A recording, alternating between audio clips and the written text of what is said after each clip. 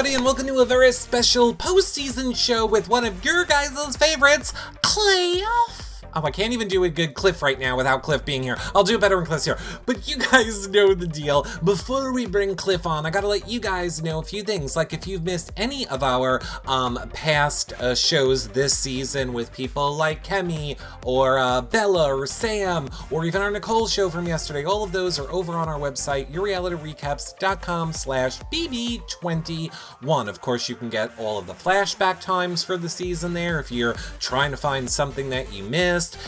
Check out the trash draft game, see who got the best and the most points during the season, as well as our daily live feed update shows if you want to find out what happened on a specific day in the house, or just what didn't air on the shows. It really is great. I love when people say how they watch those shows back after the season is over and blown away at how much that they didn't see. So all of that is in the playlist at yourrealityrecaps.com/BB21. Of course, you can also click around our website and see all of the shows that we cover. Amazing Race, Survivor, Housewives. There's literally tons of shows that we're covering on our website, so click around. Of course, we are live right now on TVco, so make sure that you follow us here. We will be doing our Survivor recaps here, or Challenge recaps here, or Housewives recaps here. We are also live every single day on YouNow, so make sure you become a fan over there. Both places is where we do the shows live, so make sure you're following us or fanning us, both of them, so that you get those notifications when we go live, and then you can participate, ask questions in the chat room, and hang out with us live. Of course, after then the shows are posted to our website and iTunes and social media. Speaking of, if you guys are watching on YouTube, make sure you thumbs up and subscribe, hit the bell, because it really it helps us tremendously when you guys do that. Of course, commenting below or leaving a 5-star rating and a nice review in iTunes, that, sharing our stuff on social media, putting it places where you are, that you think people would like it, telling friends, those are all great free ways to help support our shows and ways that you can help them keep going for free. If by chance you have money if by chance you have money, because Cliff and I don't, you can become a patron at yourrealityrecaps.com/patron. You get access to the patron-only Facebook group, prize giveaways, weekly shows just for patrons, and of course the after shows with the one that we're going to do with Cliff right when this show ends. So it is just a fun group and a great way to help support us. Of course, there are special shows there as well. John does his weekly cooking and reality TV show there. He gives away meal kits. We have special prizes for patrons. It's just a great way to help support us. Of course, you could always do a one-time donation at yourrealityrecaps.com/PayPal too. Or if you have any Amazon shopping to do because you didn't want to spend your money on us, then just use our link, yourrealityrecaps.com/Amazon, to start all of your Amazon shopping. You don't pay any more, and we get a little bit back.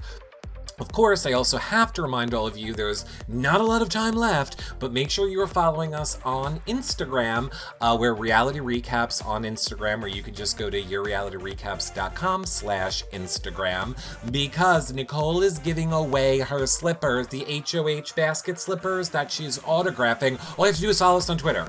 So I don't know what you guys are waiting for, or why you have not on Twitter. I'm sorry, on Instagram. I just ruined it. On Instagram. The post is there on our Instagram, on Nicole's. Just make sure you're following us on Instagram. We're picking a winner on the 10th. So you don't have a lot of time yet. Go, and tell a friend. But that being said, let's get to the man that you all are here to hear from. It's Cliff. Hey guys, how y'all doing? Howdy. Howdy, Cliff. How you doing? Well, I'm sitting here in Houston, trying to decompress a little bit, get over the stresses of being in that house for 3 months.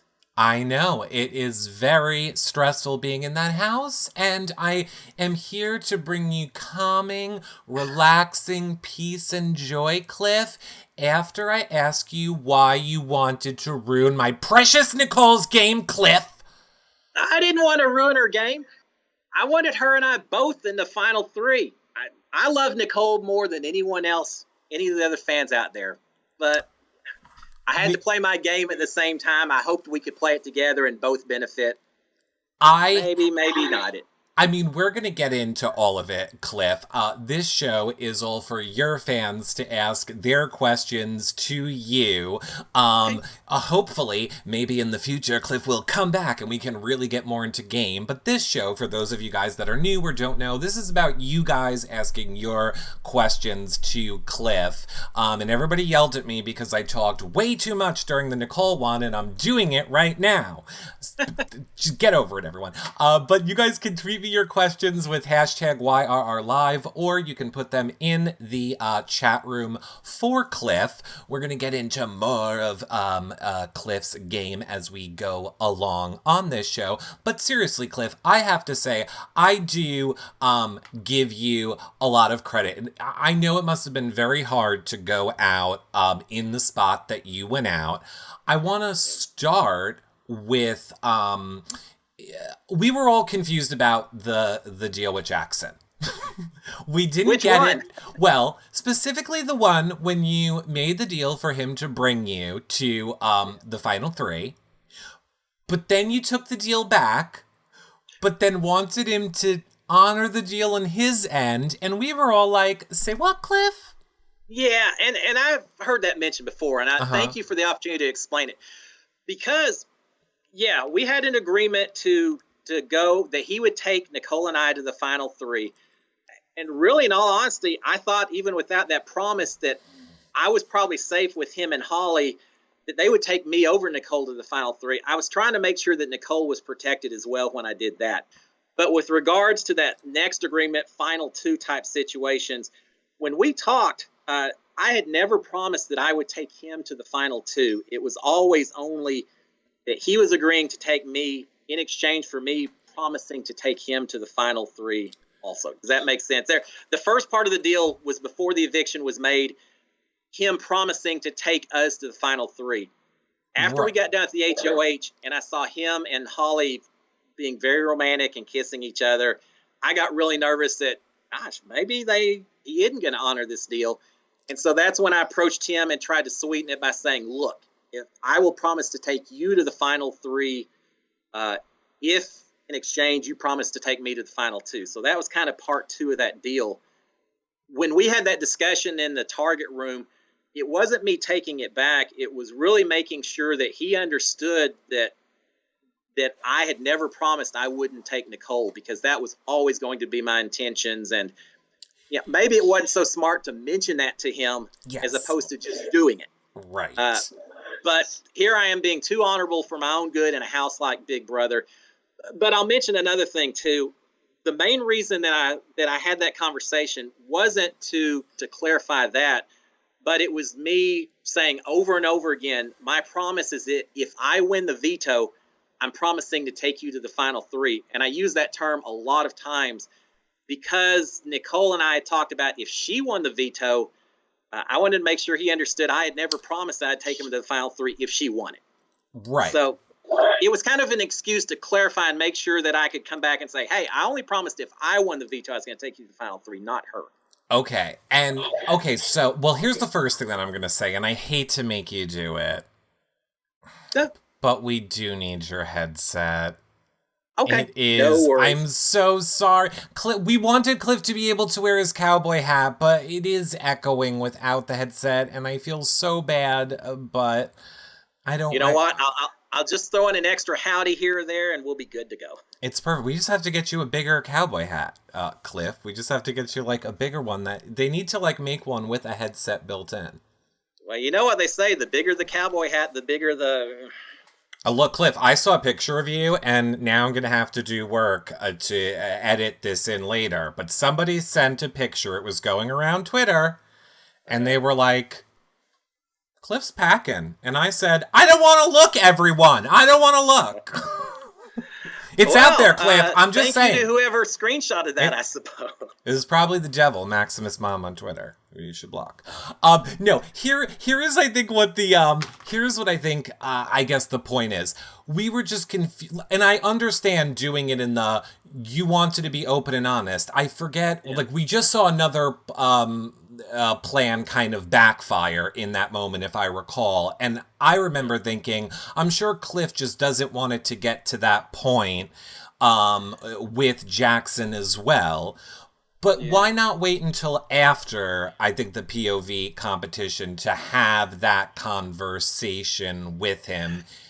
Oh, go ahead. I'll let you start there. No, you're right, and that may have been a strategy as well. It was kind of the same issue that I suppose I took with Mickey of saying, look, if you didn't want to honor the promise you made to me, you should have done it before the POV had been played and things had been decided.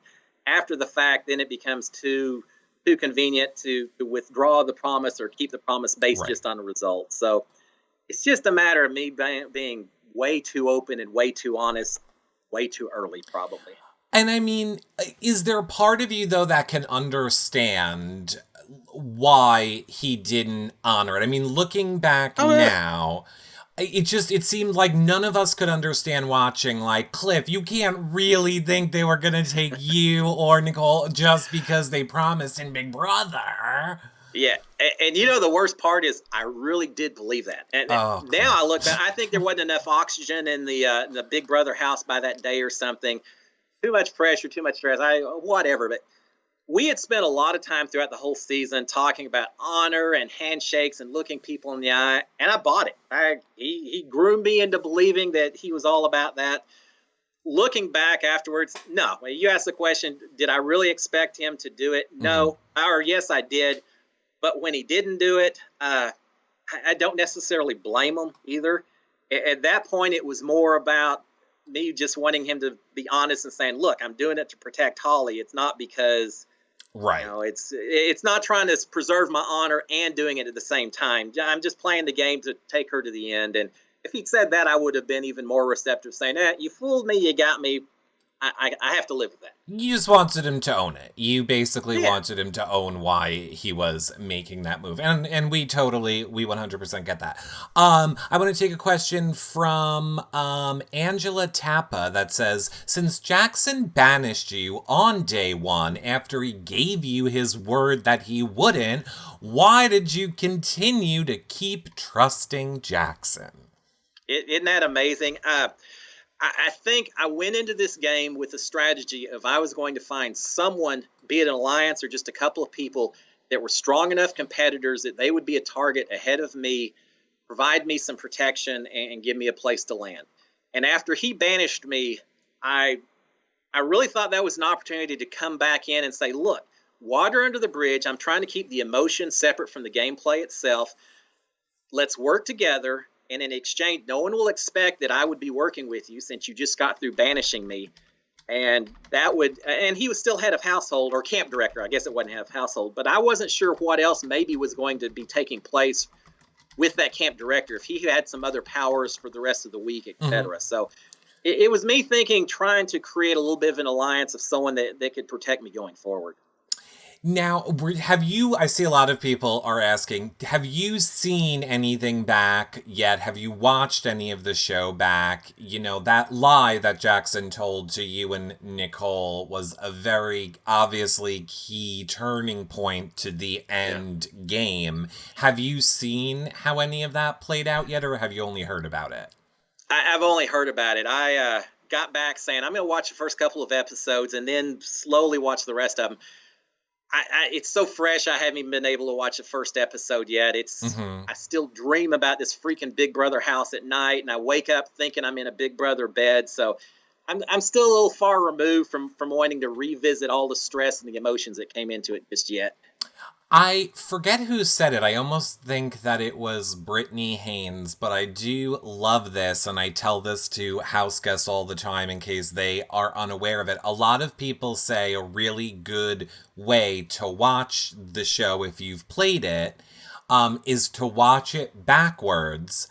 Because then you're not starting with how amazing it was and then unfortunately watching your demise. You're starting with the worst part and going back to how it was early and fun. And I always thought that was such a great bit of advice. So it's a way to consider viewing it. Fantastic idea, because I'm going to not have nearly as much fun watching the last 2 weeks as I'm going to have watching the first 30, 45 days. I mean, look, Cliff, I know that it happened to you, but if it makes you feel any better, I can say, and I think this holds true for most fans, this was the most exciting ending of a Big Brother season that we have had in so long. And don't get me wrong, we were all team Cliff and Nicole. Like, we wanted you guys to take over Holly and Jackson. I mean, yes, maybe we wanted Nicole to win a touchdown, but we were like on your side, Cliff. We were like on your side. And like, we never knew because we didn't know, is going with Tommy the best thing? Is Nicole going to be able to convince Cliff? Like, you had us in such a suspenseful, exciting, so many possibilities ending of Big Brother that we haven't seen in so long. And so for that, you guys gave us so much that was amazing. Well, thank you. And I got to say, as suspenseful as it was for y'all, it was just as suspenseful for us. It's not that we had this grand plan that we just weren't revealing to the feeds. We were torn, and we were under pressure. We had very short time periods, and it was every bit as suspenseful and stressful for the participants as it was for those of y'all that were watching. Oh, I am sure. I'm going to take this question from Rachel Ann, and then I might add to it a little bit. Okay. Rachel Ann says, Cliff, when Nicole told you she didn't want anyone to know about keeping Tommy, but then you told Jackson, were you protecting yourself or Nicole? I don't remember the specific conversation, but based on what you just said, I'll be honest, as protecting my game. It was trying to make sure that if they had to pick someone to go along with them, that it was going to be me and not Nicole. So, I love Nicole and I wanted to go to the very end with her, but at the end of the day, we still play our own games, and I was having to do what I could to protect myself if it came down to that. Because I'll just say this. I know that, like, what a lot of us were thinking in that end game was we saw you saying that you wanted Tommy out leading up, like the weeks leading into it. So, like, we weren't sure, were you pushing for Tommy because you thought it would really help you, or did you really think it would help the both of you? I guess is the general thought with it all. I'll answer. I'll say both. I thought it would help me. Tommy had been targeting me for a long time. And I'd been targeting him as well. But I also was trying to figure out the best opportunity for Nicole and myself both to make it to the final three. And we really were expecting a lot of mental competitions to be hitting at the end of this game. And we had seen Tommy and Christy focusing on that memory board so much and listening to them talk about their dates, just snapping off dates and what happened instantaneously.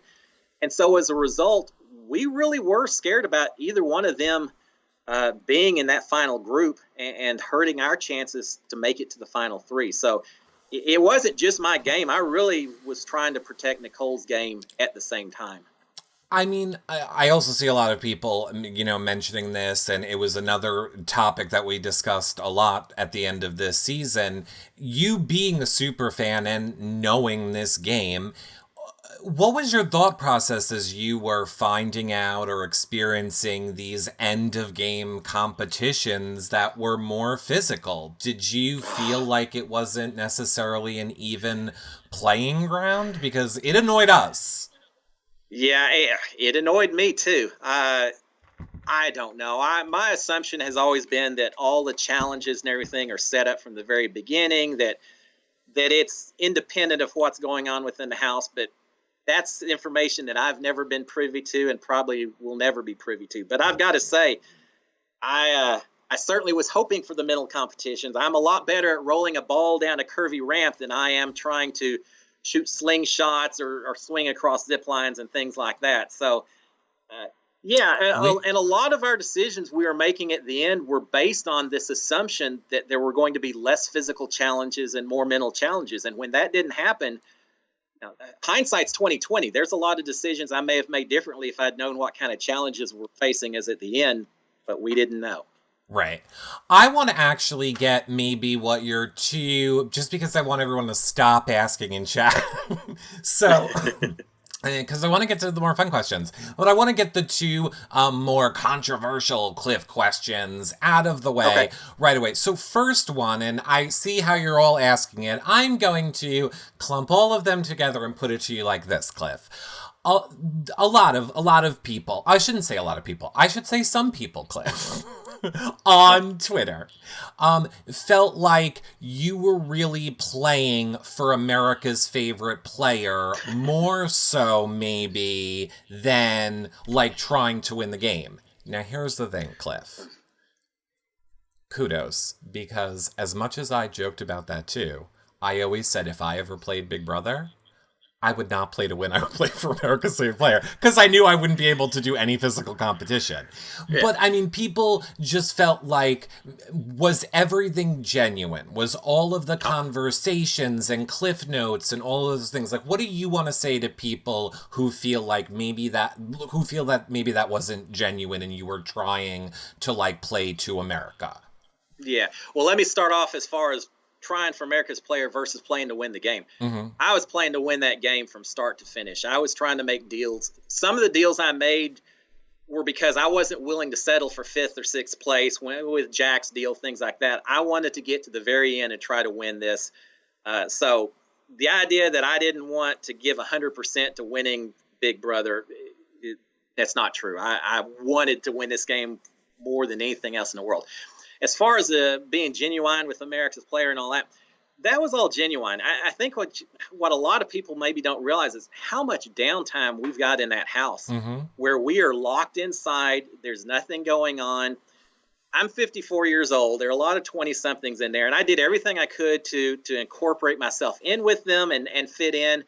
But I spent a lot of time feeling very lonely and very distant from everyone else, and thinking very much about my family and what was going on back home. And I've watched this show for enough seasons, and my wife and I have watched the live feeds forever. Mm-hmm. My wife, I figured Uber Eats was her biggest fan because I'm sure she didn't leave the house the whole time because she was watching me.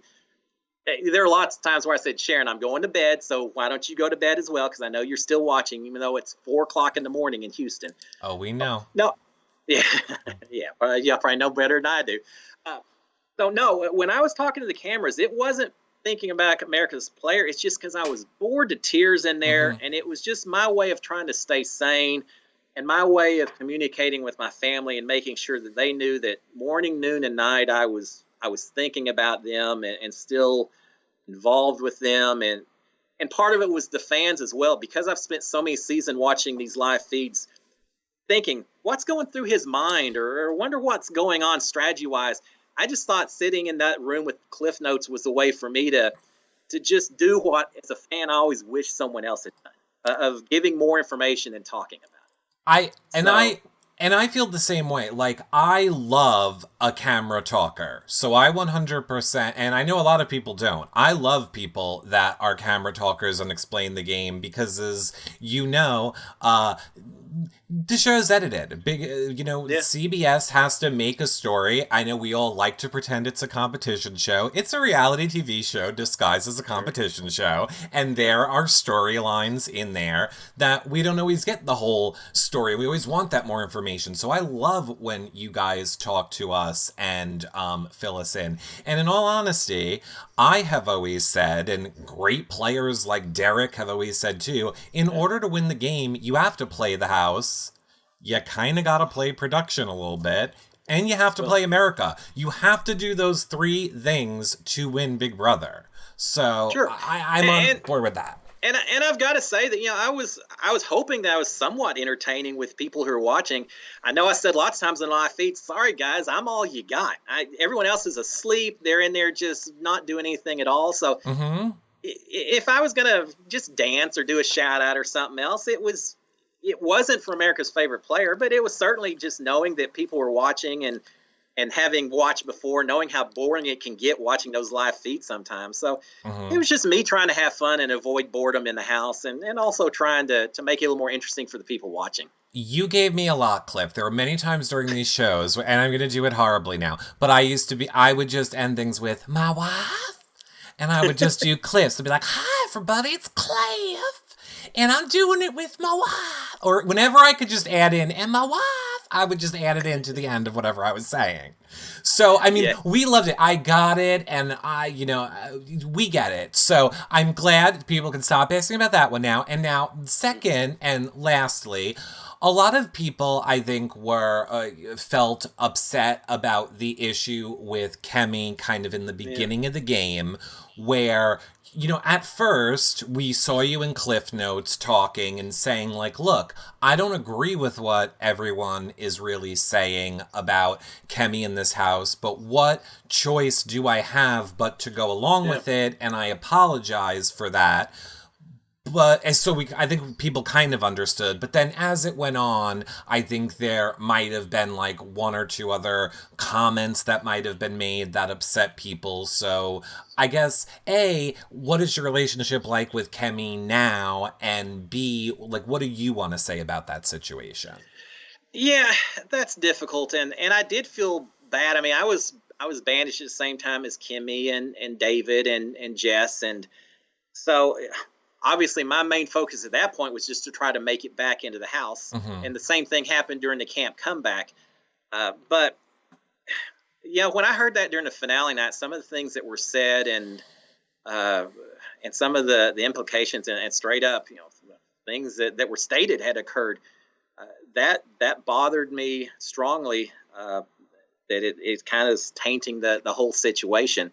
As far as our relationship between Kemi and I, right after we got through with banishment, I grabbed Jessica and Kemi and said, look, the three of us, we're kind of at the bottom of the totem pole, it seems like. Can we watch out for each other and maybe see if we can't help each other out? And they both said yes. But after that, there really wasn't much gameplay from either one of them towards me. It was a very distant type relationship. And I don't know if it had to do with the woman's Black Widow alliance or whatever that I heard about later that was being formed, but I just never really got any kind of connection with Kemi or Jessica at that point in time. And then sitting out in the swimming pool at one point with Kemi, and we were talking back and forth, she had made some things that shouldn't be involved in the game, but unfortunately things happen as well. And she talked about that she was going to be buying a fake service vest for her dog, so the dog could travel with her in restaurants and airplanes and things like that. And having I've got a family member who's a paraplegic and some other people that utilize handicap placards and service animals. I got some friends with that, and that kind of rubbed me the wrong way that someone would do that. And I think I mentioned during one of my little boat rooms that I was a little bit upset with that. And so, from a personality standpoint, maybe we didn't always click 100%, but I certainly would have been willing to work with her. In terms of what you said, that I started off saying I didn't like the way people were being treated, and then maybe it changed a little bit.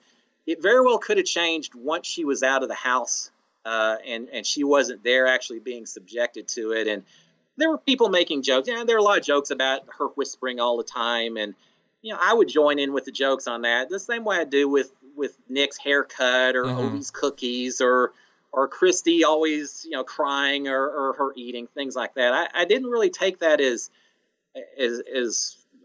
a bad thing as much as just joking about people's mannerisms. But if it was taken that way, then I need to apologize to her.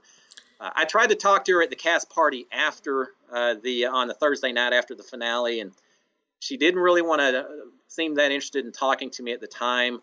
I'm hoping that I can reach out to her again, and when she's ready, I'd love to talk with her and hash it out, because I'd like to think I'm a kind of a mediator guy. I don't like to see a lot of fighting and stress between people, and I went in hoping that I could be friends with 15 other people when we got out of there.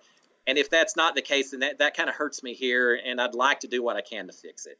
Well, good. I mean, I think that's the point. Like, that's what I was going to ask. Have you then tried? Because here's the thing that I know people don't love at all when I say, it's not for us, or I don't feel, it's for us as fans to be like, Cliff's on trial, and Kemi rebut, and we want to watch it all play out in front of all of us. I don't necessarily think that that is like an authentic and genuine way to actually solve these types of issues. Yeah. So I do hope that, you know, like Kemi will reach out to you and you'll reach out to Kemi, and that you guys can actually talk about it. Because you did go through something that was something that only you guys are going to know about and experience. And you know what? I've got my opinion and my thoughts and my own knowledge about how things happen, but that doesn't mean I don't respect other people's opinions or place value in it. And if there are perceptions other than what I know or think, then I want to address it and try to fix it, because I wanted to work with her. I want to be friends with everyone we get done with it. And there's something about that house, that the idea that a person goes home every week, and there's a lot of times where you're saying, anyone besides me, as long as I'm not going home this week, then I'm going to sit back and let things happen. And, you know, sometimes that probably does force people to take a back seat to speaking out, and to even, you know, the Lord of the Flies mentality to some aspect, where especially once someone is already gone, it's easy just to kind of not worry so much about that and try to protect your position in the game. And if that created issues, then I definitely want to hash it out with her and work that out. And I think that that's the point. I think being willing to discuss it and is the first step. And I think that you're saying you're willing to do that, so I think that is good. And I think that's what fans should want, is for you guys to have the conversation and try and work it out if you're both willing to. So I want to move away from that. And I lied, Cliff. Okay. I have 3 hard questions. I'm sorry. Okay. I forgot that I was working up to it. We started easy. That was middle of the road. And now I'm really just going to have to just bomb you with this one. So are you ready? All right. Yeah, come on. Bring it on. Okay. Kayla Ramona wants to know, Cliff, what was the first meal that you had when you got home? Anyone watching the live feeds probably would have known that already. I stopped at a Whataburger restaurant. I had a Whataburger with cheese loaded up with grilled onions and jalapenos, and onion rings, and a big old Dr. Pepper. I miss Whataburger so much. That and In-N-Out. Oh, those are my two. I got a chance to eat an In-N-Out right after I got voted out, but it doesn't hold a candle to Whataburger. I agree. I'm waiting to when we can get one of them in New York. Curtis9181 wants to know, why did you decide not to hide Orwell before you left the house? So I think what he's referring to is we got to see all of the fun, like, when you would walk in front of Jackson and you, like, had it behind your back or under your shirt or right on your head. And Jackson's like, is there something happening and I don't notice? And he had no clue. So how come... as long as he's got food in front of him, he wouldn't have noticed the whole place burning down. That is correct. And that was your mistake, Cliff. If you were smart, just like a dog, you would have brought snacks to the competitions, Cliff. You should have been, like, throwing watermelons. You could have distracted him so well in those competitions, Cliff. No, that's a good point. A single watermelon would have been enough. He'd still be out there competing, I think. Exactly. So, go ahead. Why to answer your question about hiding Orwell, I actually did hide Orwell as I went out of the house. Not only did I hide Orwell, but I took a couple of the playing cards from the deck of cards we got the last week, and I took all the dice from the backgammon set and put them all in a plastic baggie, and put those and Orwell in a white plastic trash bag and hid it underneath the white steps in the storage room. And I told them right before we went live on eviction night, I said, guys, Orwell's gone. And they're like, whatever. I said, yeah, but the dice and the cards are with them, so you'll have to find Orwell before you can play your games again. And they laughed a little bit. Mickey maybe didn't laugh quite as much as the others did. And I have not had a chance yet to ask them how long it took them to find them, but I hope it took them a little while. I hope they struggled a bit before they could start playing their games again. I forget. I feel like I know that they did find them, so I forget how long that it took. Also, since we're talking about Jackson for a moment, let me take some of your Jackson questions. What did you think of Jackson's goodbye message to you? I saw a few It was people were asking. Yeah, it was brutal. It wasn't a personal attack. The reason I brought up jury votes, it was purely a game strategy. It was my Hail Mary pass, trying to make him think about jury votes and would he be better off taking me instead of Holly. Purely gameplay. Nothing at all attacks on him or his family. And I thought it was a little dirty to make that suggestion. When it came time for that final voting who to give that $500,000 to, there was a lot of talk, because I'll be real honest. I voted for Mickey to win that money, but he wasn't who I wanted to win the money at all. But I've watched enough seasons. I'm not a real big fan of bitter juries. I thought I needed to be objective and award it to who played the best game. He fooled me. He pulled one over on me. He did what he needed to do to get to the final 3 and the final 2. But at the same time, I do think jury management is part of the game, and I thought he did a piss-poor job of jury management with me in that goodbye message. And so I spent a lot of time thinking about that and trying to decide, is that enough to push it the other direction and have me vote for Holly instead? Now, obviously, if Nicole had been up there, then it wouldn't. I don't care what they would have said. Nicole would have it no matter what. Yeah, exactly. I mean, look, I have to say, it is so weird. I always say every Big Brother season, at the beginning of the season, I say, hello, everyone, welcome. We are going to live this for the next 3 months. And by the way, I'm letting you all right now, I'm going to be a big, giant hypocrite. Because it's funny how if it's like people that we like, we will accept the things that are being done versus people we don't. Like if we're not a fan of the person. But I have always said, I would threaten my jury vote up and down. If I made it to jury, I would look and be like, oh, do you want my vote? Okay, well then I'm staying. Otherwise I'm going to poison I wouldn't like beat around the bush of it. I'd be like, I'm poisoning the jury against you. I'm going to pour gasoline on your game and I'm going to light it on fire. So don't send me in there. Oh, I had no regrets doing that whatsoever. Even better was the fact that when I said it, I saw him cross his arms and start tapping his foot, and I could tell how pissed he was. And you know what? I hope he spent the whole rest of the time in that house worrying about whether I was going to take that jury or not. There was a point, Cliff, because I was going back, like, looking through, like, earlier season stuff a little while ago of our amazing live feed updaters that covered the whole season 24/7. But you had him, and I forgot. There was a moment where, like, Holly was leaning over him in the bed, and you could just tell that you actually had gotten to him. He honestly was seriously thinking, oh my God, I'm not going to win this game. And I remember yelling at the screen, being like, Cliff, go back in there. Like, don't let her talk to him. You have to keep chipping away at this. Like, it was getting through to him, and we were all just like, but again, it's a show, man. So it's so hard to... and it was a Hail Mary, as I said, a last gasp attempt, but someone like Mickey, I really felt doing something like that would push him. He's not the kind of guy, when you push him, that he's just not going to push back even harder, and so I expected that he, as upset as he was, it probably was going to just drive him even more to honor what he did. The other thing, I didn't push it anymore because Nicole also was a little bit worried that the more I did that, the more it was going to fire him up to really compete in that final 3 and make sure that he was the head guy at the end and not just Holly taking him along or anything else. So she was a little worried that it was going to fire up his game just that much more. But yeah, I'm glad I got to him. It's one thing to win the game. I don't want someone so cocky and arrogant that they think that they've just got a free path all the way to the end. And there's nothing you can do about it. So yeah, I'm glad I got him sweating a little bit for those last few days.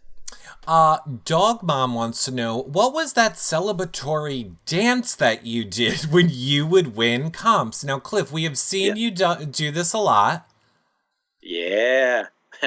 I'm just glad I got to do it a few times.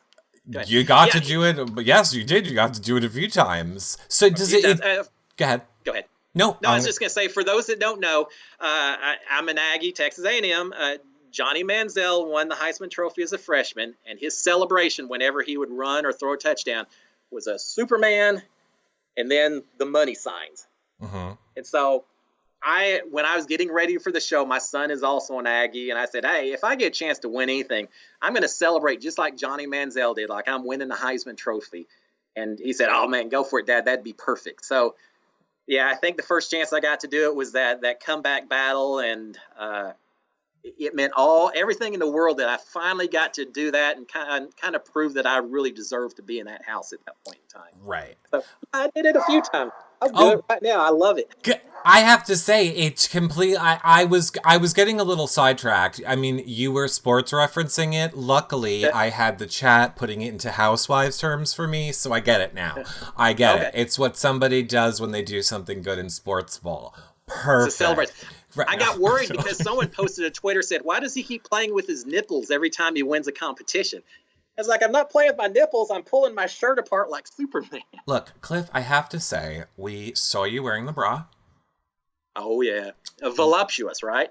Voluptuous. We saw when you did like to clamp the microphone. Oh, maybe that wasn't your nipple. Maybe that was your chest hair is what you would clamp the, yeah.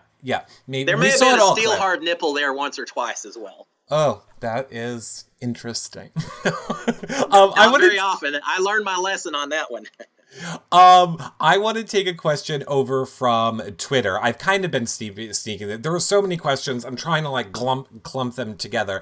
This is from Carol Davis, who says, Cliff, did you and Tommy ever talk alone when you were deciding what to do? If Nicole had left the have-not room, Mickey would have never have been able to sneak in. And yes, we did notice that you checked the door once. Yeah. So what do you want to say about that? Or do you want me to explain it again? Because that was a little long. Yeah, no, please clarify if I'm missing something. As far as did we talk together alone, I don't think so. I think it was Tommy and myself and Nicole in there most of the time, if not all of the time. Yeah, one of the things that we did, Nicole and I, early in that situation, I could have voted for Mickey and she could have voted for Tommy or whatever, but if either one of us voted Mickey, he has a tiebreaker and Holly stays. So we sat down and said, look, we're not going to throw each other under the bus. Whatever we decide we're going to do it as a team. We're going to vote 2-0 one way or the other. And we intended to honor that because Nicole had been the one to win the HOH, the veto competition. Mm-hmm. I kind of said, you're the tiebreaker. If you really want to send Holly home, then I'm going to vote with you. And of course, we changed our mind. We decided differently at the end. But with regard specifically to that conversation, I think it was the three of us the whole time. And yeah, I did check one time. Mickey's faster than I thought because I thought if I'd heard something or if he'd been out there, I would have seen it. It's a little difficult because there's a lot of moving around in that hallway, and I can't get into a lot of detail. But there's a lot of stuff that goes on, movement that you hear in there. And so it wasn't, I'd hear things once or twice and just assume that it wasn't Mickey, but just cameras and things like that. Right. I mean, I don't think that's a secret to anyone. The cameras are in the walls. We all know that. So yes, I would assume that you are having a very important conversation. Okay. It would make sense that the camera people would be coming over to watch it. But I mean, we did see you get up. I mean, you missed him, I think, twice by like 30 seconds. I want to feel like, and we were just like, no. Isn't that amazing? So how much of my season has been sabotaged by people eavesdropping? Why do people do that in the Big Brother house? I just don't get it. I mean, I feel bad saying this to you though, Cliff, and I know that Jackson is not necessarily loved by a lot of people right now, but it was great gameplay. I mean, as a fan, like, watching it, we were like, oh my... Like, again, it's the whole, if Nicole did that, people would have been in the streets cheering for her. Like, now she's going to take that information and turn it again. The people would have loved it if Nicole did it. So, I mean, it was exciting in that aspect, but you were doing it against our Nicole, so bad Jackson. Yeah, bad Jackson. You're doing it against me, too. Me and Nicole. True. Bad it Jackson. Is true. You and Nicole. It is very true. But I was just like, oh, You're right. And that's a hard part because he did things like that. That's like, oh, my God, why didn't I catch it? But he played a hell of a game. And that's why emotionally I feel like I didn't want him to win. But objectively, it made sense to give him the vote. When did you actually find out? Like, a lot of people have asked this. I see people asking in the chat now. When was the moment that you found out it was actually a lie? Because we saw Jackson tell Nicole in the backyard. When did you find out that, oh, I got played in that situation? It was after the finale when Oh, I it was. was. Oh, yeah, no, it was after the finale. Either in the backyard or at the finale party afterwards. But Mm-hmm. I had no clue. We went back and forth. Did he really hear the conversation, or did he just make assumptions about what Tommy may have promised us? What would you think he would promise to try to survive? And yeah, especially because I had checked to see if anyone was eavesdropping on us. We never even really considered that he just happened to be listening the whole time. So I had no clue until after the whole thing was over. Right. Wow. And Nicole, and I yelled at Nicole for this too. Nicole was just like, "Oh, you got me." That was it. Nicole's like, "Oh, you got me. Oh, you got me, Nicole. That's it. Oh, you got me." I would have flipped that couch over on her. Clearly, I'm too angry to play Big Brother. I tried to keep my emotions in check, but it was certainly hard at times. A lot of people, a lot of people are asking this, but I feel like it's maybe easy. Courtney J wants to know, if it was Nicole and Jackson in the final two, who do you think would have won? You know what? Mickey played up the fact that he'd had concussions and all these things over the years and that he wasn't that strong mentally. I saw through a lot of that. He was smarter than he let on. But having said that, Nicole, people underestimated her. She was a lot smarter from start to finish. She was using the checkers on the checkerboard as a memorization system to keep track of all of her days and everything else. And she and I went over days as well and tried to quiz each other some. Now, I haven't seen that final round with the questions that were asked, so I don't know for certain. But I know that Nicole knew that memory wall, and she knew dates and everything else. So I've got to think that she would have given him one hell of a run for her money. I really think she could have done it. I think she could have too. I definitely think she could have too. BB Hyde wants to know, what did you find to be the most challenging part of the games? The indoor lockdowns, the social aspects, the competitions? What was the hardest part for you? Well, for me, with my physical buff body and all that I have, the challenges certainly presented their own challenges. But I knew that going in. I knew that I wasn't going to be necessarily a competition beast. I was going to have to rely on a social game, some deal making, things like that. The thing that maybe was the toughest that I hadn't anticipated was just the downtime. Now, when we were locked inside, nothing to do except talk to each other, and all that did is breed paranoia and confusion and stress. Someone could have been talking about their favorite food outside the house, but if you weren't involved in that conversation, your immediate thought is, are they strategizing? As Kat would say, are you conspiring against me, bitches? It was that kind of 24 hours a day, 7 days a week. If I wasn't involved in a conversation, I was worried that it may be a conversation about me. Right. And so the kind of stress and paranoia that created was something that, when you watch it on TV, even when you watch the live feeds, you just don't understand that when you're enveloped in it all day long, every day, that your brain does nothing but think about and focus on every little word and conversation that has occurred. So, yeah, I think the lockdowns and just being trapped inside that house with no communication on the outside, it's one thing to think about it when you're watching the game or thinking about applying, but when you're actually in there, it hit me harder than I had ever expected it would. Yeah, I mean, I can't imagine. I cannot imagine what it is like, and I can't imagine what it's like to come out, because I feel like you guys go through this whole big thing, and then in a lot of ways, you're just kind of now left to fend for yourself. So I hope, but I mean, I know that you have a family and a support system and a wife and kids, so I think you have a good, solid base there. I worry about other people that might not have what you have to help them through postseason life. I do too, and I said that during one of the evictions. I think, in fact, that's probably the one where I went home where, I wanted to win Big Brother, but I already have the greatest treasure waiting for me at home, and I knew I had the family support. I think there were some lost souls in that house, some house guests that I'm not sure they've got what they need back home to keep them going. And you know, part of it, I feel like I'm almost going through a PTSD type deal Yeah. right now, and that's to take nothing away from the people who are not playing just a game, but actually giving up their lives and fighting for our rights. So I don't want to try to compare what I went through to any vets that are serving out there.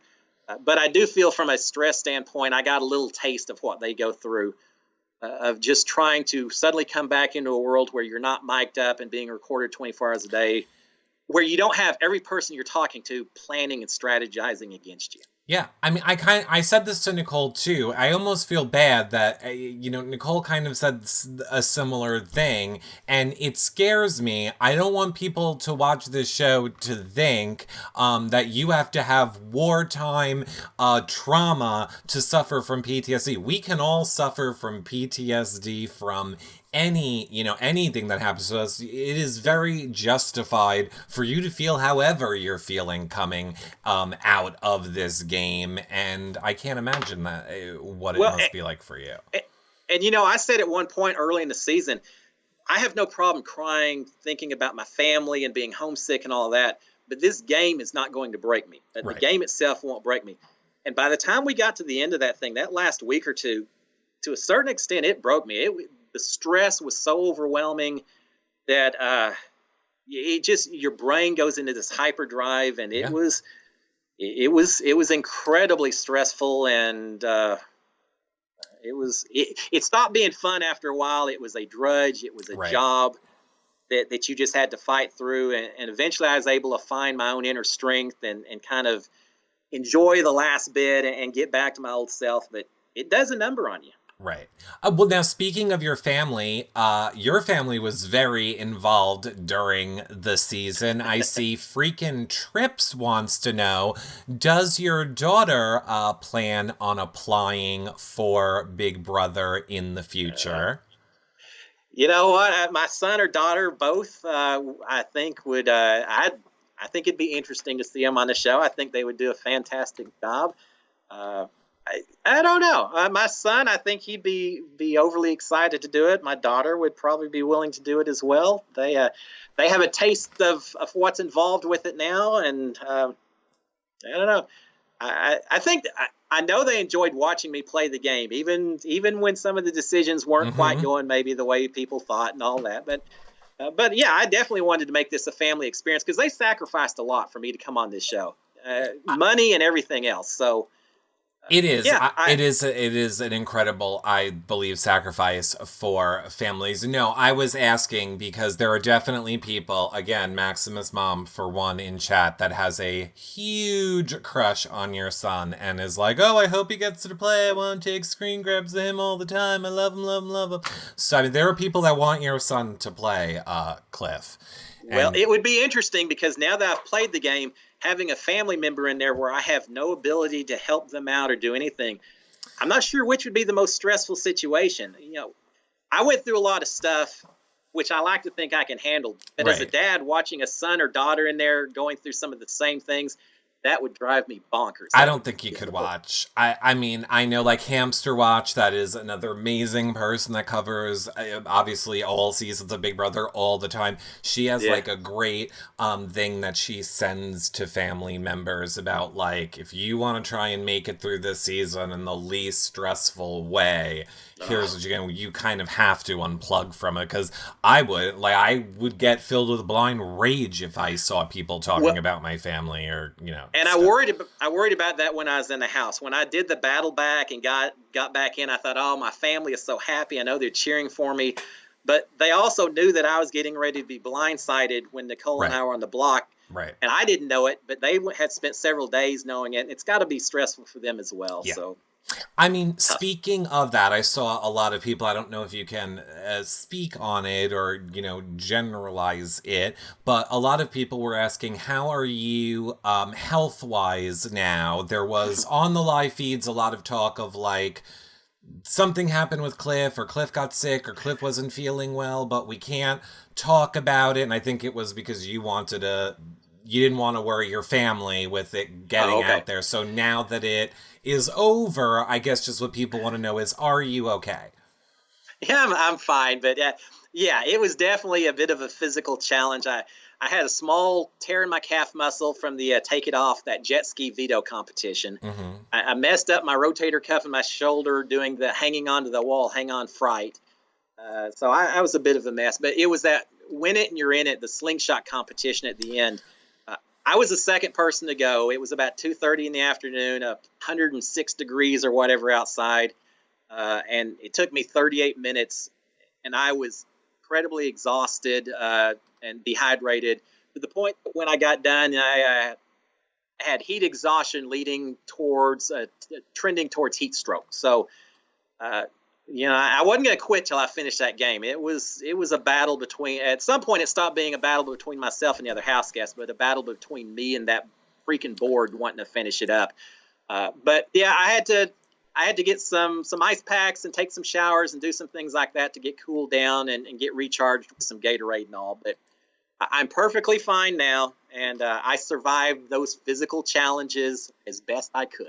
Right. I saw that Erin in the chat was asking, and how is your leg? We obviously saw your leg wrapped for a lot of the season. Are you on the mend with that? Is your leg feeling better now? My leg is basically perfectly fine at this point. I tried to work out and do running before I went into the game, and I'm going to start doing that here real shortly. So, yeah, that took 3 or 4 weeks, 4 or 5 weeks actually to heal up. And I was wearing that wrap during the competitions especially, but it's perfectly fine now. I appreciate the concern. I am definitely, Cliff, a firm believer in I'm not running unless I'm being chased. Well, I've always kept that same mentality as well. But when I thought I maybe was going to be coming into this house with a bunch of 20-somethings, I thought maybe I'd better act like I'm being chased and at least build up a little bit of endurance here. Right. I want to take another question over from Twitter. This is from Wesley Lester, who says, Cliff, when was the moment when the Big Brother experience became real for you? Was there a time that you just wanted to leave the game for a while? And if so, why? I never wanted to leave the game. Now, there were times where I was like, I am done with this. I am so stressed out and frustrated, but I was never going to quit or surrender. When it became real for me, it may have been when I got evicted on that day 30, because before that, it was all about me trying to build a social game with all these 20-year-olds playing the game, singing the songs, and just trying to fit in as much as I could. And there was a certain amount of fun and amusement in that. When I got evicted, suddenly, and then I had to fight my way back in, suddenly it became much more serious. And I realized that this isn't just fun and games. This is, we're aiming for each other. We're pointing pistols at each other, trying to take each other out. So I think it's that point where I said, yeah, I'm not playing that game anymore. The other time may be when we had the whole blow up with Nicole. They had talked me into growing a goatee and things like that. And so I said, yeah, whatever, if that helps me fit in. But while I was sitting there after Nicole got yelled at and Ovi got yelled at, and I'm sitting downstairs at the kitchen table, I thought, I'm not here to play their games. I'm going to play the game and be the person that I am. So I went in and took a shower and shaved that goatee off and said, I'm going to stay Cliff Hogg and not just play the games with these guys from now on. Well, since you mentioned that, I'll take this question over from Twitter from Kalia, who asks, Cliff, what is your feelings now about Hate Grateful? Now that you've been out and heard how mean, misogynistic, and or racist they could be. So I guess kind of that whole bullying segment and stuff, how she wants to know, what are your thoughts on that now? Yeah, it concerns me, especially the misogynistic and the racist part. That part, there's no room for that, and I hate that. The bullying aspect, I don't think it was handled well. I don't have any problem with a big alliance who works together and gets other people out of the house. That's the Big Brother game. But at some point, you cross over from protecting each other to being a little bit more mean about it. And for me, it was when they were upstairs. At first, you could tell they were arguing with each other. But eventually, after a little while, you could hear them cheering each other on. And it's almost like a bloodlust at some point where they're pushing each other further and further, and that seemed to be a little bit excessive at that point. Right. I wasn't, because I wasn't in that alliance, I wasn't privy to most of what was said or occurred, and a lot of this is only learned about after I got out. But yeah, that game does things to you sometimes, and I think it's important to, as much as possible, separate people in the game versus people in their real life, and not make too many assumptions about how much carryover there is from one or the other.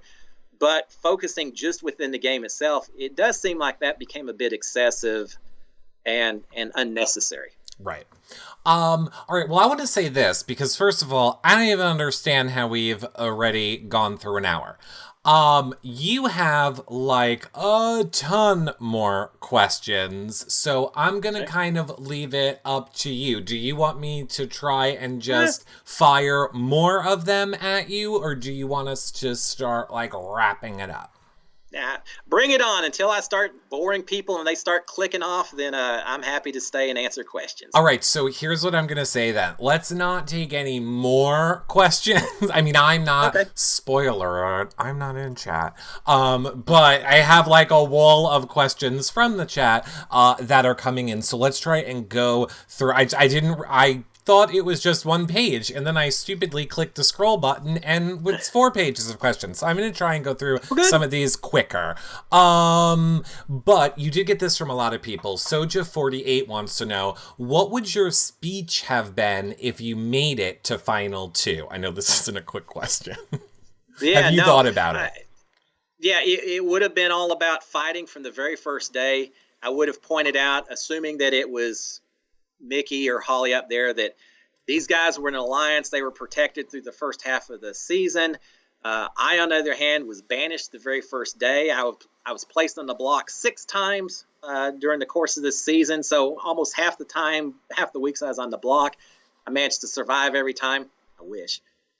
And that I fought when I had to. I won competitions when I had to. I was honest in terms of my integrity and my word to people. I didn't betray Christy when I easily could have. So I really would have tried to present a person who fought from the very first day to the very last day and tried to maintain a certain amount of character and integrity in his battle as well. Yeah, okay. Let me go to, I just had such another good one. Okay, is there anyone in the house now, this is from BB Sassy 19, is there anyone in the house now that you wish you would have worked with more closely? Yeah, the first 2 people that come to mind are Christy and Tommy. We were at odds the whole time. Tommy in particular, well, they're both huge fans of the game. Tommy in particular, we talked a few times saying, we easily could have worked together, but just for whatever reason, we just ended up on different sides from the very first day. But I've got a lot of respect for both of them, and Tommy in particular. I would have loved to have had a tighter alliance relationship with them and seen what 3 big fans working together may have done in this house. Yeah, I would have liked to see that. I know a lot of people are not huge Christy Tommy fans. I was a big Christy fan. I like fun feats. I mean, having to talk about the live feed, not having to, I love doing it, but trying to talk about the live feeds every single day. Sometimes it's nice to have a break from talking strategy every day and just getting to be like, there's some crazy stuff going on in that house right now. And we had fun. Christy and I, she's completely different from me, but I learned to do a little manifesting and all that. We played pranks on each other all the time. So I enjoyed talking and hanging out with Christy and Tommy, even if from a alliance and strategy standpoint, we all weren't rarely aligned with each other. Golden Hermit says, to quote Mike Boogie, in the Big Brother house, you can bounce checks. Why do you think there wasn't more deal breaking this season? Yeah, I came in saying, hey, I'll do whatever it takes to win the game. I'll lie, break deals, whatever. From a personal standpoint, maybe I discovered about myself that I'm not quite as cutthroat as I thought I was. that I wasn't able to split my real life from my Big Brother life as much as I thought I was going to do in order to win this game. In terms of why other people didn't do it, I don't know. Is it me maybe not doing it and it caused other people to think it would make them look bad? I know that's one thing I tried to pose to Mickey at the end of, hey, your girlfriend honored her deal. Now you're not going to honor yours. Who's going to look better in front of a jury, the person who kept their word or the person who didn't? So right. Maybe there was some of that going on throughout the season as well. I don't know.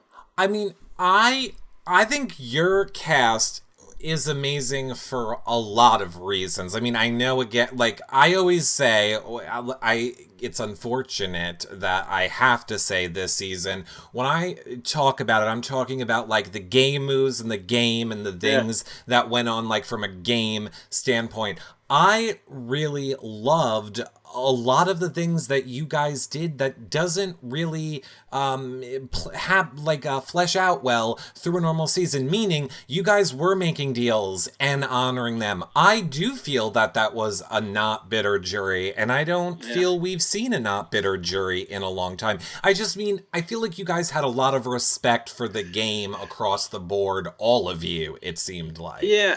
I think so, and I know there were a few recruits in there who didn't know the game quite as much, but there were also a lot of people who really love this game, and this is, for me not to do everything possible to show the respect for that game by voting objectively and all. It was, and it's hard for me to say because I've watched so many seasons, but being within, I can't really compare this season and my cast to any of the other ones. Y'all are much better positioned to do that because I was in there and it was just all focused on what can I do for Cliff.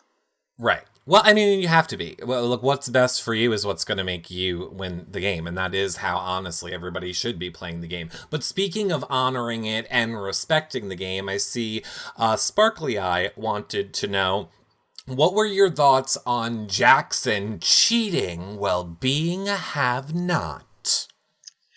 You know what? I didn't hear anything about that till I got out of the house. Mm-hmm. I was never hanging out in the shower with Jackson, so I can't say whether it occurred or not.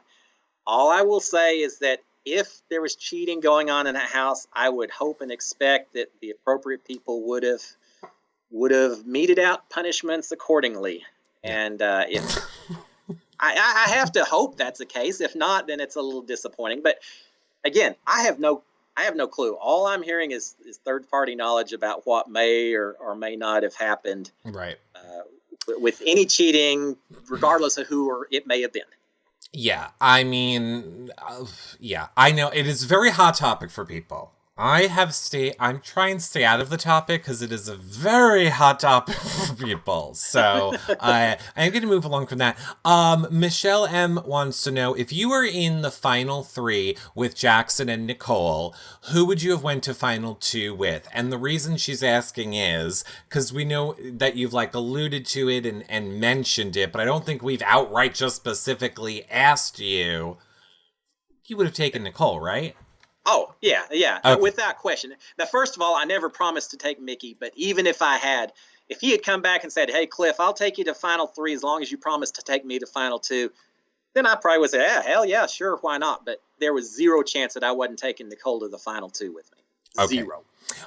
Rachel Ann 714 wants to know, who were your favorite Big Brother players? I guess maybe pick 2. And who would you want to play with if you could choose, if they are the same or not the same? Yeah, one of the people I really liked her game was Vanessa Russo. Oh. I felt like she had a good strategy. Now maybe she a little emotionally upset sometimes when things didn't go her way, but I like the way she handled it from just a pure strategy standpoint. She was a deal maker a lot like I was. Yep. I'll actually give you 2 more. JC last season, I felt like he was kind of behind the scenes pushing some strategies and things like that, and I admired that. Yeah, it's easy to say Dan and Derek and some of the guys that are so famous. Another one I liked was Ian Terry, just because I felt like he won that game and played it differently maybe than it had been played before, and he still figured out a way to get to the final 2 and win that thing. So a lot of admiration for him also. Right. Now, Girl with Moxie, I'm gonna let you answer this however you want.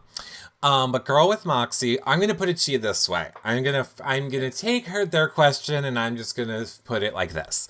Okay. We saw at home and on Twitter and everywhere that there was a message broadcast to the backyard about, Christy's diary room and Tommy and Christy knowing each other. And then they cut the feeds off from us. And then Yeah. when the feeds came back, we kind of saw you in the bathroom. And you were like, so sometimes things happen and fans try and influence the game, but we're not going to let them influence the game, even if they try really. I mean, it was really apparent to all of us that you clearly heard it. I don't know Yeah. if you can say if you heard it or didn't hear it or can Well, comment on it, but a lot of people are asking it nonstop in chat. okay. I would not have commented on it if it hadn't already shown up on the live feeds, but since y'all heard the initial Correct. message, Yep. yeah, it was heard, and I was talking to Tommy at the time, and Nicole was back there as well. It made me mad. I Mm. felt like it's like someone breaking into your house or attacking a member of your family. I was very upset. And Nicole and I immediately talked and said, we are not talking about this to anyone in the house. We are not going to let this influence our game because this is so unfair for anyone to try to tamper with the Mm-hmm. integrity of the Big Brother game.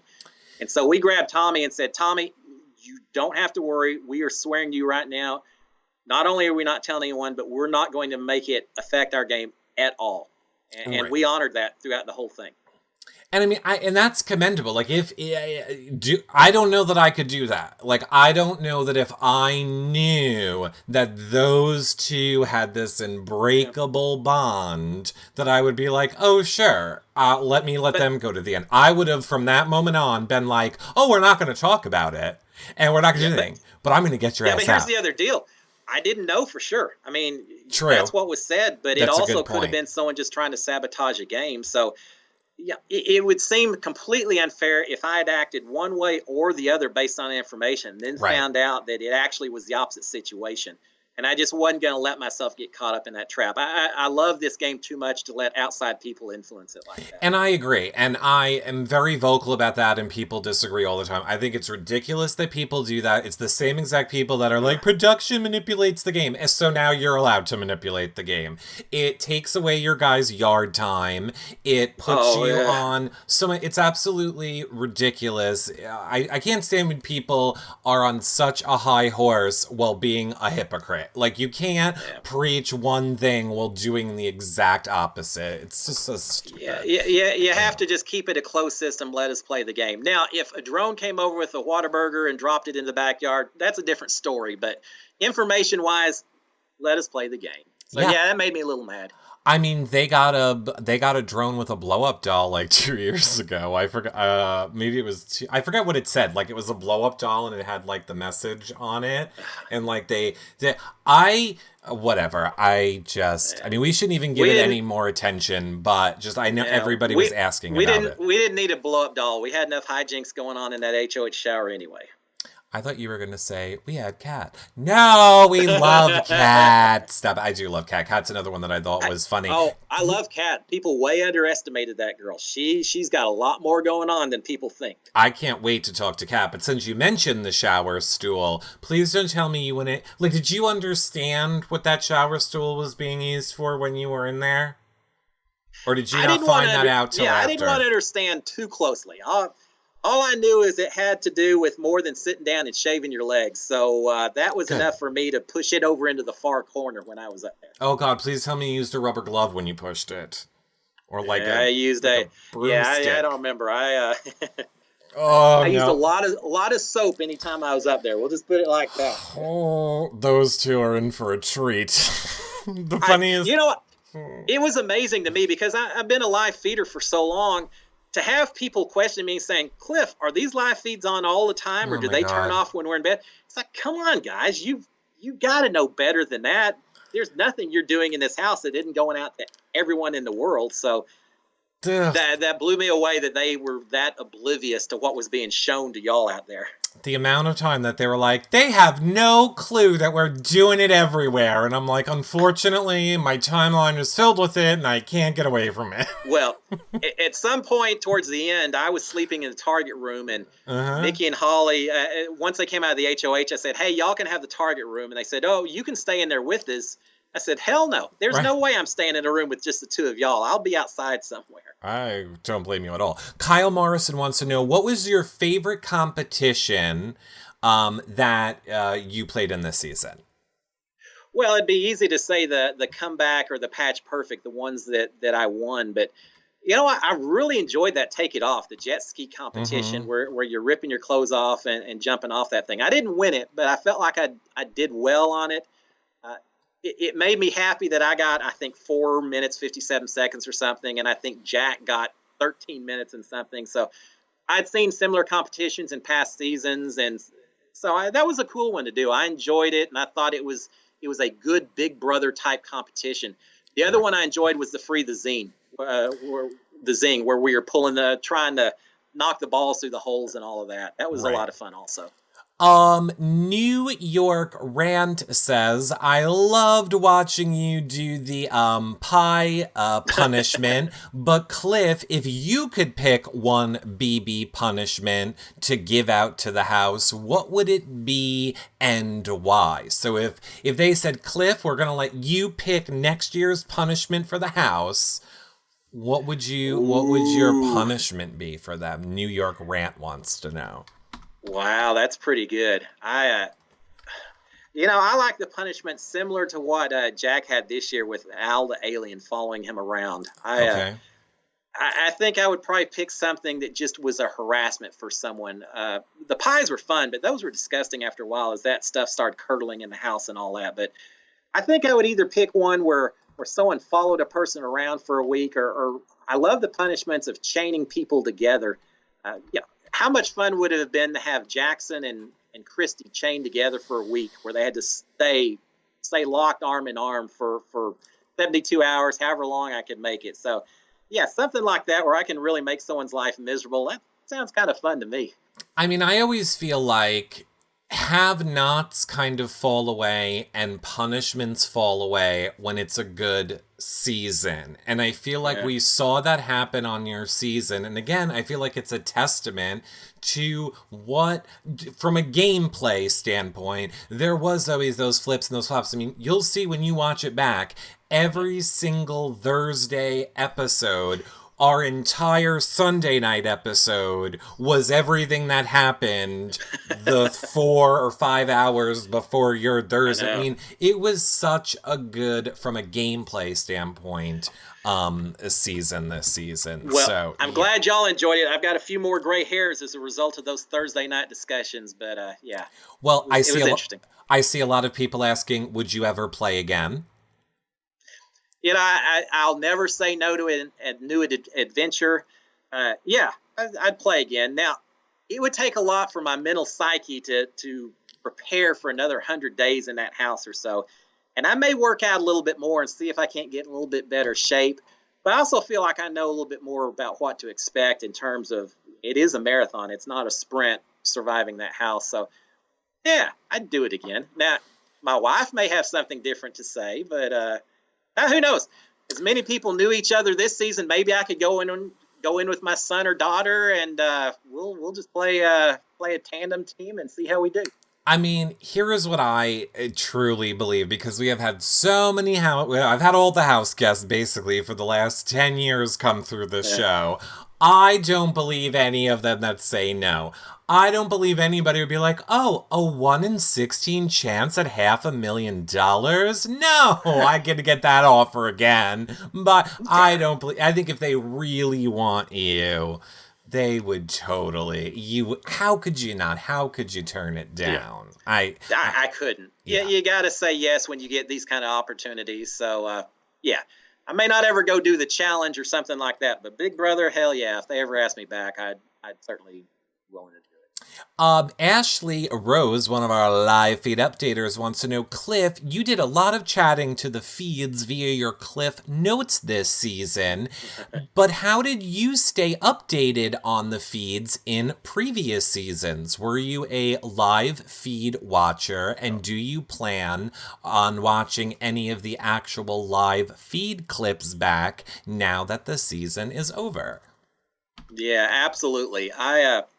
We've been live feeders, my wife and I, for the last few years, and we're the kind that will watch live feeds like a TV show, but even in the evenings, we would leave it turned on while we're eating dinner or even while the house guests are sleeping. We'd still have it turned on just on the off chance that someone may wake up and have a conversation. So we would always keep it in the background sets and play it on our tablets, TVs, etc. So, yeah, we're huge live feeders.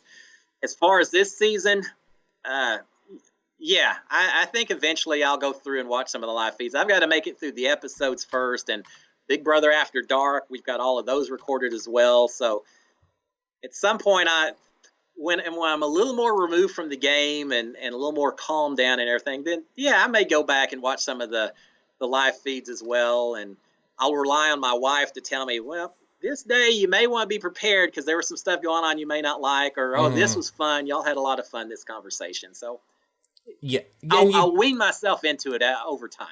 And you did. You had a lot of fun conversations that went on in that house.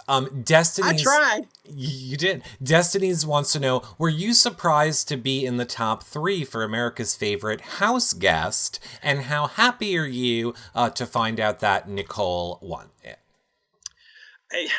I'll be honest and say I'm not surprised. I thought there was a possibility that I could be there. I was trying to have fun in the game, and and I felt like I did to some extent.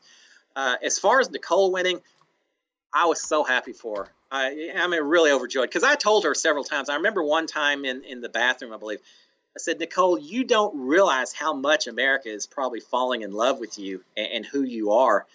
And when she started, she was so worried about it. She hadn't won any challenges. She felt like she hadn't done anything to contribute. And suddenly when she won those couple of challenges and I could just see her kind of growing into herself, I could see that inner strength coming out. And then she was so much fun just to chat with her, thinking that when this game was over, they were just going to drop her off at the CBS gate and she'd have to find tickets to get home and all that. And I said, man, Nicole, you just don't have any clue how you're being received. And I don't think she did. So it was exciting for me to know that truly she was being loved every bit as much as I expected and would want her to have been loved. So, yeah, I was happy to see her get it. That honestly cracked me up when Nicole was seriously talking to you, being like, I don't know how I'm going to get home, Cliff. I'm like, really, Nicole? They're going to push you out the door and be like, good luck in LA. Bye, Nicole. And there was a part of me that said, really? Is this really the case? But I think it was. She had never been on a plane before she started auditioning for the show. And I think she just was worried about how things would get taken care of. So knowing that she started from that to now that she's got so much of this world open to her, I'm just so excited to see what she does going forward. And, you ask about me going back on to Big Brother ever again. Can I just say that let me be champion number 1 of pushing to get Nicole back on this show. I would love nothing more than to see her get to compete again and play this game once more. Oh, I have a feeling that they do love that as a storyline, so I would not be surprised. Now, speaking of Nicole and you playing, a lot of people want to know during the double eviction, Cliff, it might have looked like you were beating Nicole and then started undoing your puzzle in order to let Nicole win. And everybody was like, that did not happen, Eric. And I have to say this to your credit. I was like, Cliff's going to tell her. And now, I don't know if you did or not, but we did not see that at all. So, I think a lot of people, here's why I want to make this point number one. Because I think a lot of people that feel like maybe you weren't genuine or you really were using Nicole or you were, that to me said so much when it was very clear to us watching that you were undoing your own puzzle. And that you never once even said that to her on the feeds. But I mean, she's not going to watch this. What do you want to say about that now? Let me just say a couple of things. Mm-hmm. One, I never said a word to her. Mm-hmm. Two, I didn't throw that competition. She was ahead of me. Mm. I think she would have won no matter what. Mm. And so I don't want to take any credit away from her. Right. I have told people that I did not throw that competition and that it was just a little bit of confusion on my part, a piece that didn't seem like it was snapping in correctly and rushing a little too fast. There's a lot of people that don't believe me when I say that, so I will leave it up to you and your listeners to decide what they think may or may not have occurred in that particular evening. Perfect. I love that answer, Cliff. I love that answer. And I'll tell you, I see people in the chat right now, like Angela Tampa, Courtney, I see people, they're like, Cliff won us over with that answer in that moment.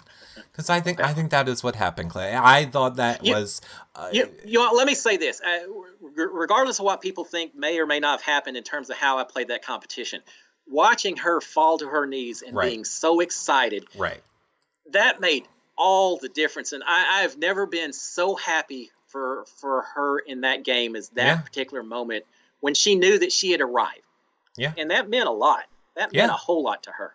And I mean, even as somebody who is basically your number two, there is probably no better boost of adrenaline also that you can do to someone's game that is always going to have your back as, that in the game too. So it's great for both of you, honestly.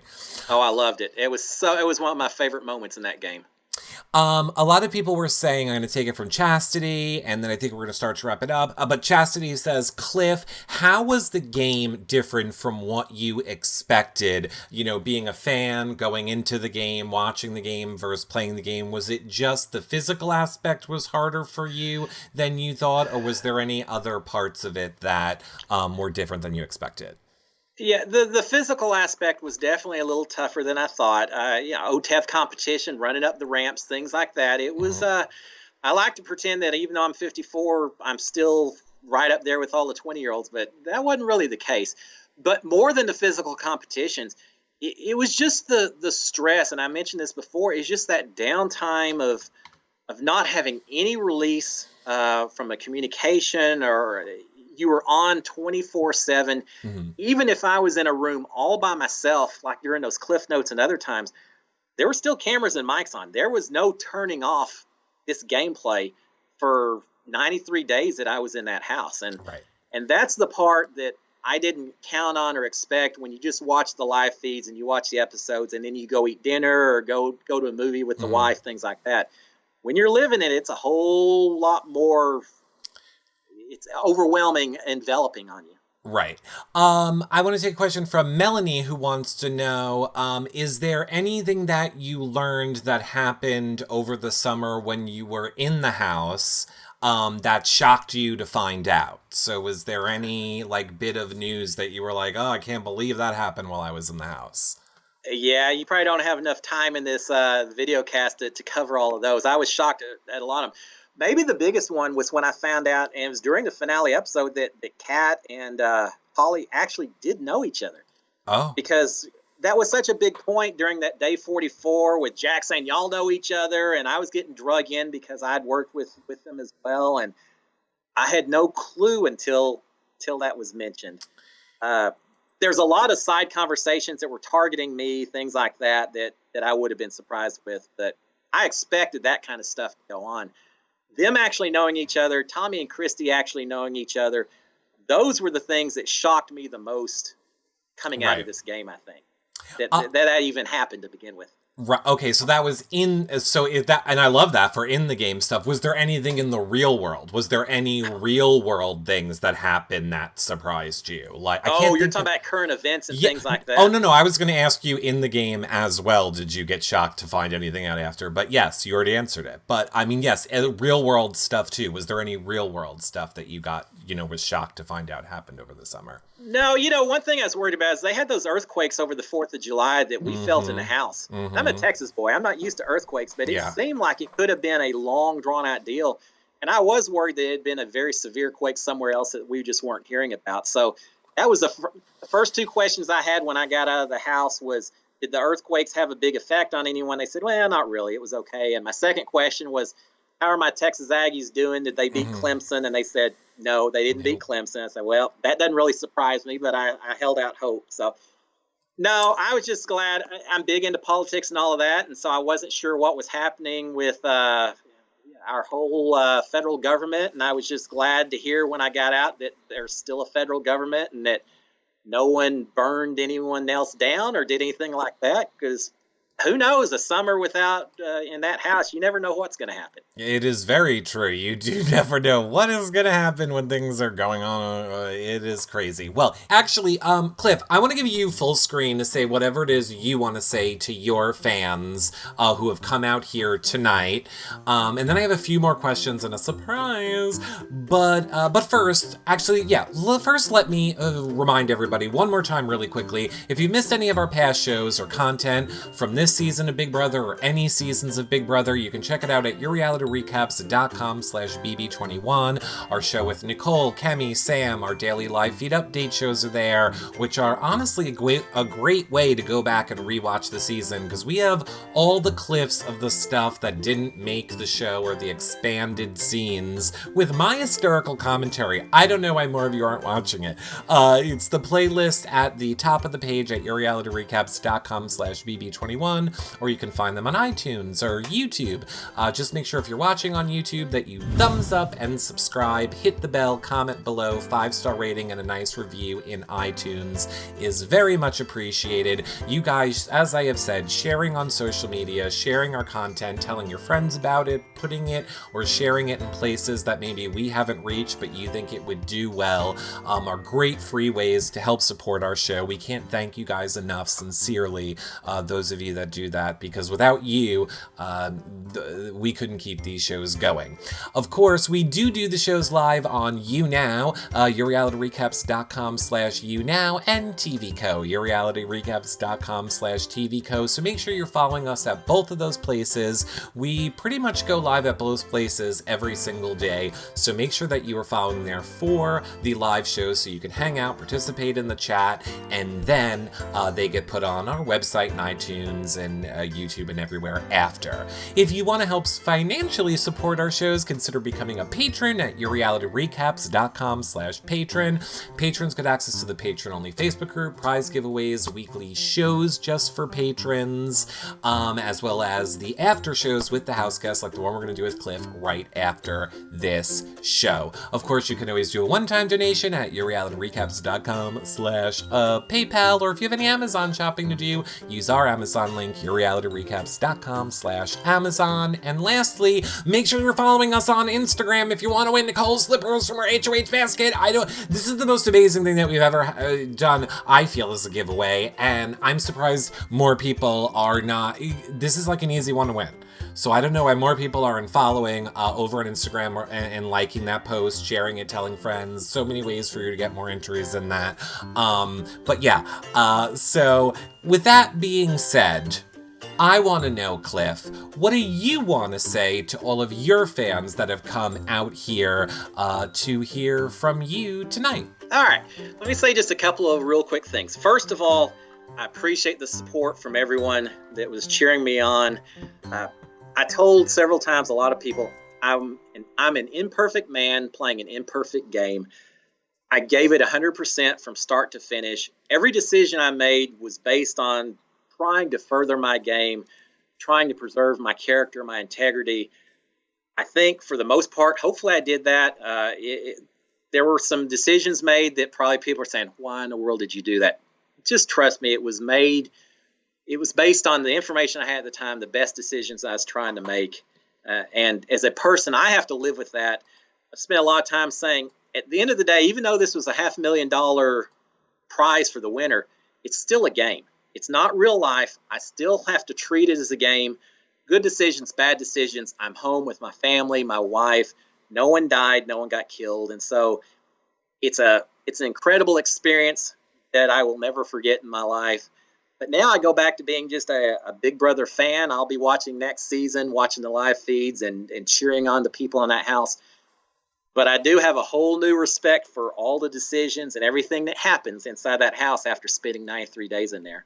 Yeah. But the main thing is just thank you for the support. I tried to have fun every time, the whole time I was in there, and I hope I did that. I hope I kept people entertained somewhat. You did. And I mean, again, there were definitely turning points in the game for where I really changed in a lot the way that I saw your game. And again, how I saw you with Nicole when she was so upset and, basically telling you they're getting rid of you. Your first thought was to comfort her and to tell her that it was okay. And then you focused on your game. Like, just things like that, I think we really saw a lot about your character and how you are in the real world versus in the games. So I think that your fans really do appreciate you, Cliff, and thank you. I think it is wonderful that you came here to talk to them. Now, I could not get to all of your questions. So first, what I want to do is say, if people want to keep asking you questions, where do you want them to follow you on social media? Well, I am fairly new to social media. Okay. I had 8 followers on Twitter before I came into the house. My daughter and son have helped me get set up. My Twitter address is Cliff, CLIFF _Hogg, HOGG. I do have Instagram set up as well now, and that is cliff.hogg. There were a lot of imposter accounts out there. If you're following an imposter account, please don't send them money. I had a couple of people who sent money thinking they were going to get videos out of these imposter accounts. Please don't do that. Find me. I'm happy to answer any questions that get thrown out there. And thanks everyone for the support. I've had a blast doing this. Well, here's what I'm going to say. Obviously, Cliff's Instagram and Twitter are right above his head. I will put the links to his social medias below this edited video that you guys are going to be watching back in the future. Yeah. And can I throw out one more thing? Oh, yeah, we're not done. I do have Cameo set up for those of you who aren't so completely disgusted with my dancing and all of that. You can find me on Cameo. I'll do all kinds of silly things. You're dancing, and just Cliff? Keep it going. You're dancing? You love my dancing, right? I have to say, I loved the dancing. I did like the storage room dancing. I forget what the thing that I didn't... Oh, I know what my joke was. I was like, of course, everybody was like, Nicole is winning America's Favorite Player, hands down, hands down. I'm like, Nicole doesn't have the edit of dancing with his ghost wife. Because, we always had your segments of you doing the dancing with Chad. I'm like, he gets ghost wife dancing. Nicole can't compete with ghost wife dancing. Stuff like that. Yes, I would always do that, Cliff. But here's what I want to ask you. Here is what I do want to ask you. I don't want to ask you. Our town does, and I love kind of ending these shows with it. Is there something that you learned about yourself coming out of this Big Brother experience or where you are now on this Big Brother journey that you didn't know about yourself before you started playing this game? Yeah, it's a couple of things. One, I'm an engineer. I've always focused on being very analytical in everything I do. And I came into the house thinking I was going to do the same thing. Keep the game separate from relationships and emotions and everything else. And I realized I can't do that. I can't keep it as separate as I thought. You build relationships with these people over such a long period of time, and you can't help but have overlap between the two areas, no matter how cold and calculating I think I may be. In reality, that's maybe not always the case. The other part, and I mentioned before, saying that this game would never break me. I got to the point where I was in the diary room saying, I am feeling stressed out. I am drugged down and feeling horrible, and had people kind of talking to me and saying, look, everyone feels that way and this way. And, there's a part of me that thinks there's nothing wrong with asking for help when you're feeling depressed and down, and Right. don't ever, I'm of the generation and the mentality that you just take care of business and you move on, and there's nothing wrong with asking for help when you need help, and I hope people will realize that. I think that is a beautiful, beautiful message to end this with, because I could not agree more. I love that. I love you taking the time out to come here and to talk to your friends. We hope that you will come back and talk more. I know a lot of people watch these and are like, you didn't do this, you didn't do that, you didn't get there. Because this is not us dissecting Cliff's game. These shows are for you guys to ask your questions. We try and make it fair. We try and pick as many randomly or group as much of the same type of ones together as we can. And Cliff graciously gave us an extra half hour of questions. So thank you for the time. And anytime you want me back, just give me a shout. Oh, Cliff, we definitely will. We're going to go head over to the patron group now for a few minutes. So thank you so much, everybody, for watching on TV Co. I guess I can announce now, I'll be live with Nick on Monday at 6 p.m. Tomorrow night is our Survivor show right here on TV Co. And then Monday, I will be live with Nick at 6 p.m. And then Rockstar will be live with Nicole at 9 p.m. So you guys have a very busy 2 days ahead of you on TV Co. I saw Nick got a haircut, so he'll be ready for your show. Well, I gotta fix him up with Nicole. I know people are very much against it, but I'm working on making it happen, Cliff. Good idea, bad idea? Need to come talk to me first. Nick has to get through me before he can start dating my big brother buddy. Okay, nobody is on board with this plan. Oh well, thanks for tuning in, everybody. We'll see you guys all later. Bye for now, everybody. Bye, guys. Thanks, Bye. guys. Bye.